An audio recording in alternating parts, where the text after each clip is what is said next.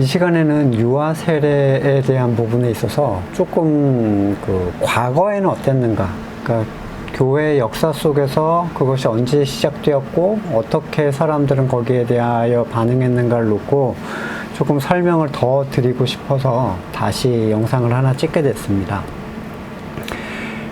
성도가 신앙생활에 그 성경적인 근거를 갖는 것, 그 핵심은 예수님께서 그것에 대하여 무엇이라고 말씀하셨는가죠.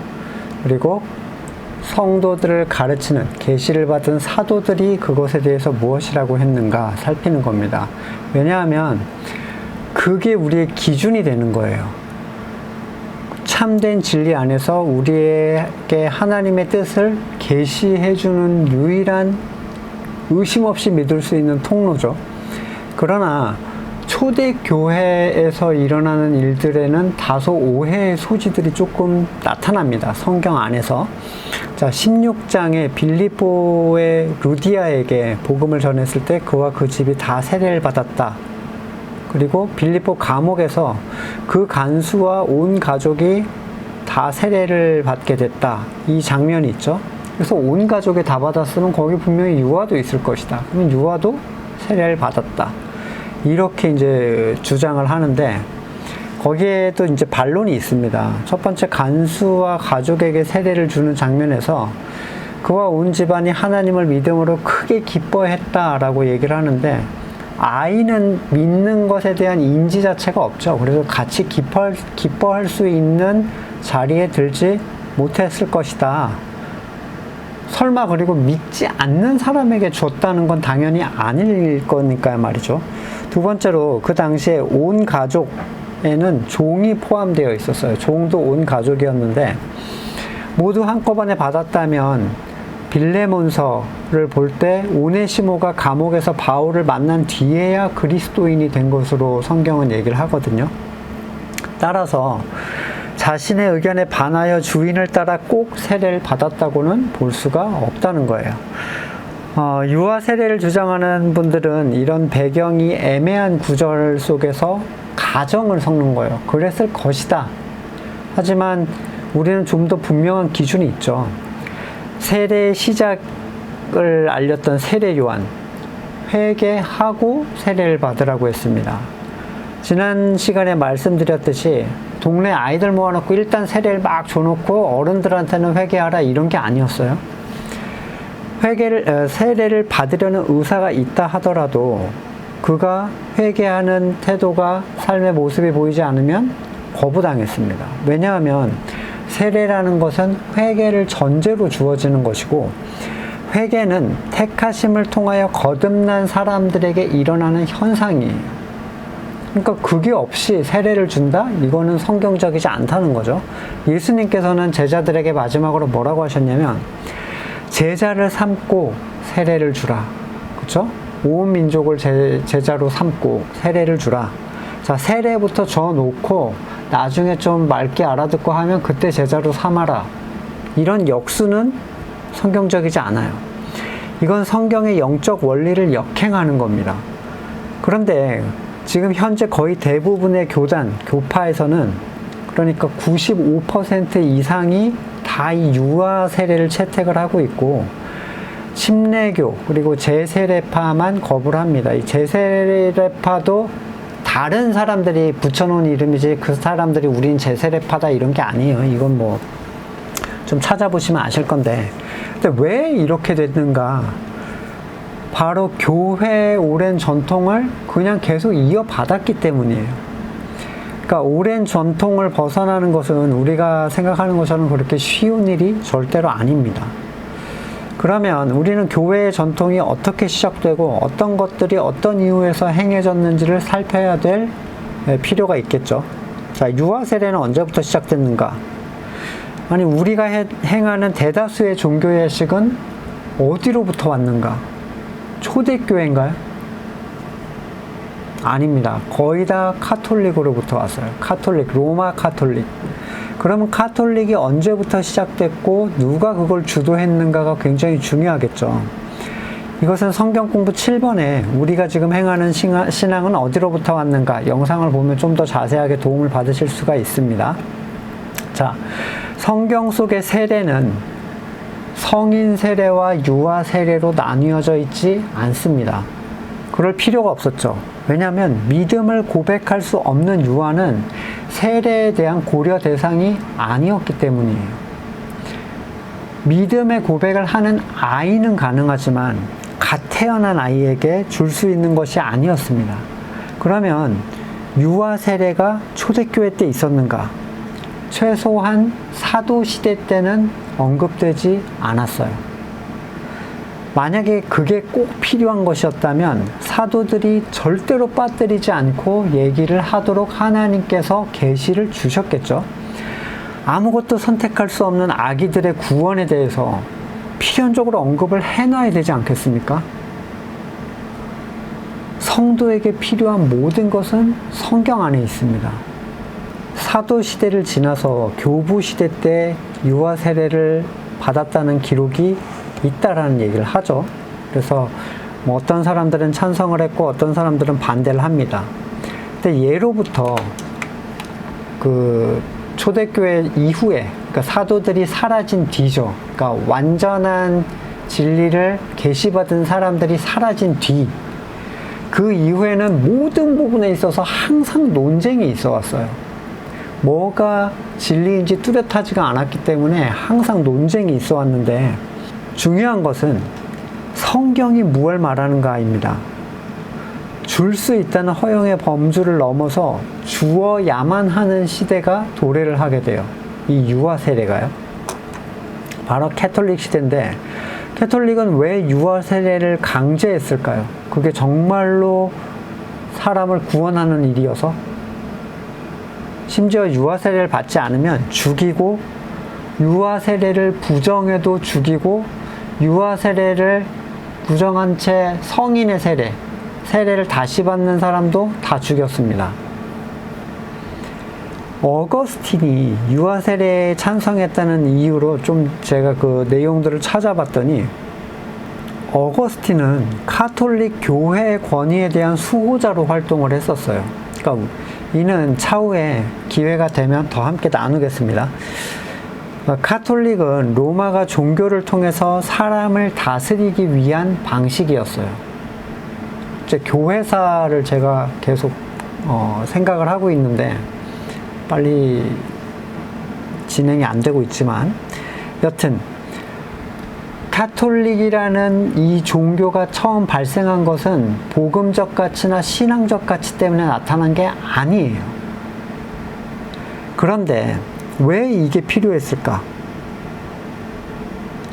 이 종교다원주의를 추구했죠. 이 로마라는 이 국가는 세계 최강국이었는데, 너네가 믿고 싶은 거 다 믿어. 대신 황제도 믿고 서로 침해하지 말고, 이런 분위기였어요. 그래서 흡수하는 거죠. 근데 여기에 말을 듣지 않은 존재들이 바로 유대교 그리고 기독교인들이었습니다. 근데 이 기독교인들의 수가 이 아래쪽에 속한 낮은 계층의 사람들에서 폭발적으로 증가를 하는 거예요.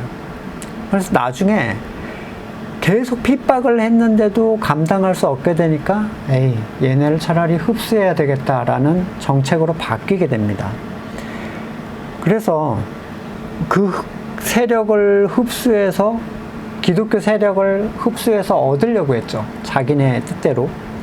그런데 생각해 보시면 항상 옛날부터 있어 왔어요.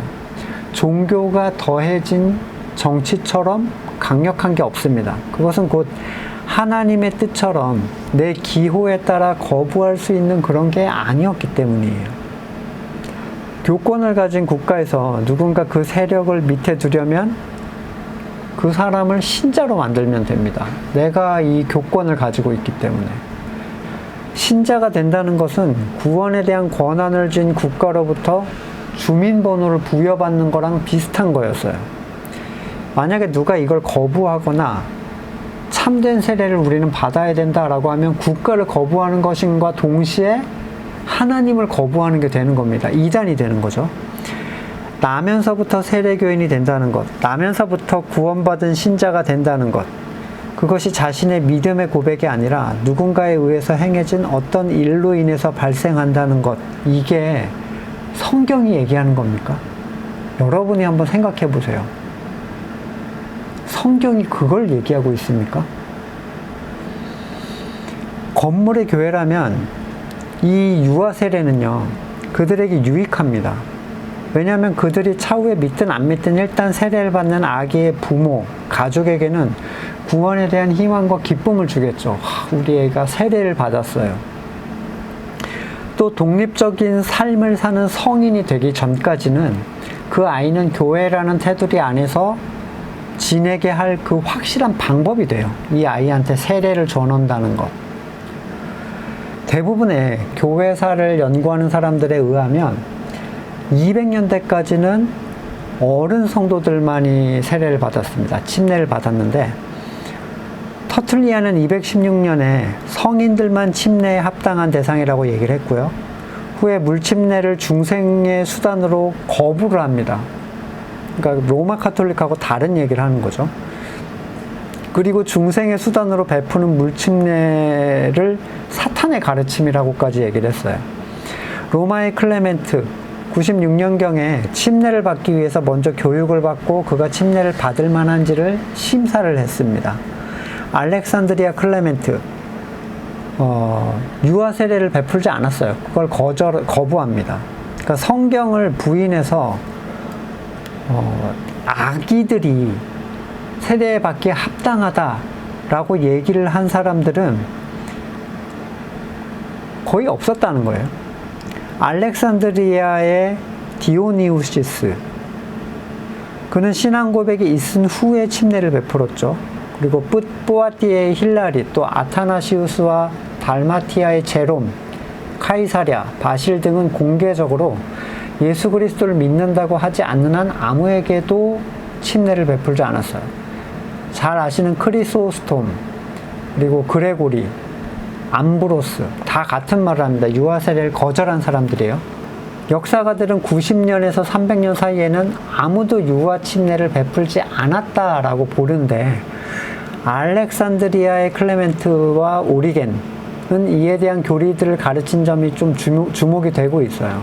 그러니까 오리겐이 유아 세례를 인정한다 한 모습이 보였다, 그렇게 얘기하고 있고, 특별히 이 카톨릭 교리로 나타나게 된 게 어거스틴으로부터 시작이 되는데, 이 어거스틴은 차후에 할 말이 많지만, 교회사를 우리가 같이 언급하면서 할 말이 많지만, 우리가 생각하는 성 어거스틴은 뭐 참회로 신의 도성 해가지고 막 교리적으로 막 세우고 막 회심해서 막 이런 것만 우리가 알고 있잖아요. 신학적으로는 많은 걸 추구했다고 하지만 그가 카톨릭의 수호자였다는 사실을 여러분 굉장히 쇼킹하게 저는 보게 됐습니다. 성모 숭배나 성경보다 카톨릭의 교황의 우위, 교회의 우위를 주장한 사람이 그 사람이거든요. 도나티스트라는 성경대로 믿는 사람들은 성인들에게 재침례를 주어서 죽임을 당해요. 반대로 어거스틴은 유아 세례를 거부하는 사람들을 저주를 합니다. 그러니까 이후에 카톨릭 교회 밖에 어떠한 침례도 이단적이다라고 얘기를 했어요. 어거스틴은. 여러분, 어거스틴이 유아 세례 줬다라고 주장하실 거면요, 카톨릭이셔야 됩니다. 어거스틴이 주장한 건 카톨릭 교회의 침례 이외에는 모두 다 이단이다, 이렇게 얘기를 했어요. 이 재침례를 받게 되면요, 어떤 상태가 되냐면 카톨릭에서 받은 침례가 거부당하는 거예요. 이미 침례를 받았는데, 에이, 그건 효력이 없어, 그거는 믿음으로 고백한 게 아니기 때문이야, 그래서 재침례를 받게 되면 우리가 준 건 뭐가 돼? 가 되는 거예요. 그래서 성인 침례에 대해서 이단적이라고 가르치기 시작해요. 칼타고 종교회의에서는 어거스틴을 지지해서 그것을 정통 교리로 인정을 했고, 이제 한 789년에 샤를마니우 대제가 유아 세례를 국법으로 규정을 합니다. 근데 이미 태어나기 전에, 샤를마니우 이전에 413년에 카톨릭 교회가 이 두 황제 데오도시우스와 호노리우스에게 유아 세례를 받지 않는 그리스도인이나 재침례를 받는 성인들에게 사형을 선고하도록 지시를 합니다. 그러니까 어거스틴은 유아 세례를 믿지 않는 모든 사람을 비그리스도인, 그리스도인이 아니다라고 얘기를 합니다. 근데 그 사람 중에는요, 찰스 스펄전 같은 분, 또는 마틴 로이드 존스나, 또는 존 메가더, 폴 워셔나 존 파이퍼 같은 지금의 뜨거운 복음주의 개혁신앙의 목사님들도 다 포함이 돼요. 그분들도 그렇게 얘기를 하시거든요. 역사의 논란은 결국 카톨릭 시대의 부산물들이에요. 우리에게는 가장 분명한 그 기준이 있죠. 성경이 있고, 성경은 본인의 믿음과 관계없이 타인에 의해 주어지는 세례를 인정하지 않습니다. 그건 할례 같은 거예요. 내 뜻과 관계없이 태어났는데 8일 만에 할례 받았어. 이 초대교회 때는요, 100일 안에 세례를 줘야 된다라고 규정을 했거든요. 하나님의 부르심에 대한 개인의 응답으로서 세례를 받는 것이지, 누가 그 예식을 행하는 자체만으로 그에게 일어나는 어떤 영적 가치나 영적인 효과를 기대하는 것은 완전히 비성경적이에요. 누굴 위한 거죠? 뭐 이런 사람들 있죠. 부모의 신앙 고백이다. 부모의 신앙 고백을 하는데 왜 세례를 줍니까? 세례를 그렇게 주라고 한 적이 없는데요. 그러면 신앙 고백을 해서 우린 이 아이를 잘 키우겠습니다 라는 선서를 하거나 그러면 되는데 거기다 왜 세례를 주죠? 어쩌면 저는 유아 세례에 관한 신앙관에 있어서 다수가 아닌 소수 5% 정도 안에 드는 사람이 될 거예요. 사실 유아 세례뿐만 아니라 거의 모든 신앙관이 다수의 생각과는 다르죠. 뭐 11조나 주일 성수나 교회일이나 뭐 교회관이라든가 다 달라요. 어떤 분들은 제가 이단이라고 할 수 있습니다. 하지만 저는 그들이 저에 대해서 뭐라고 하는지는 관심이 없습니다. 그리고 제가 다수의 생각에 들어가고 싶은 생각도 없어요. 그럴 생각이었으면 이 길로 오질 않았겠죠. 저는 성경대로 신앙생활을 하고 싶고 그렇게 가르칠 뿐입니다. 자동으로 세례교인이 된 아이들은 복음 설교를 듣지 않습니다. 왜요? 이미 주님의 자녀거든요. 듣게 하려고 하지도 않아요, 부모들이. 왜? 그 부모들도 유아 세례자들이거든요. 지금쯤 되면요, 한 4대, 5대가 유아 세례로 나옵니다. 죄가 무엇인지, 회개가 뭔지 알 필요 없이 나이가 차면 입교하고 직분받고 재직이 돼서 교회를 운영하죠. 이것이 성경이 말한 세례의 결과고 기능이고 가치인가요? 여러분들이 한번 말씀을 앞에 놓고 생각을 해보세요. 뭐 몇 년도에 누가 이걸 옳다고 했다 그런 걸 따라가지 마시고 성경 말씀을 놓고 예수님께서 사도들이 세례에 대해서 무엇이라고 말하고 있는가, 복음적 가치 안에서 여러분들이 한번 스스로 살펴보실 수 있기를 원합니다. 다음 시간에 뵙겠습니다.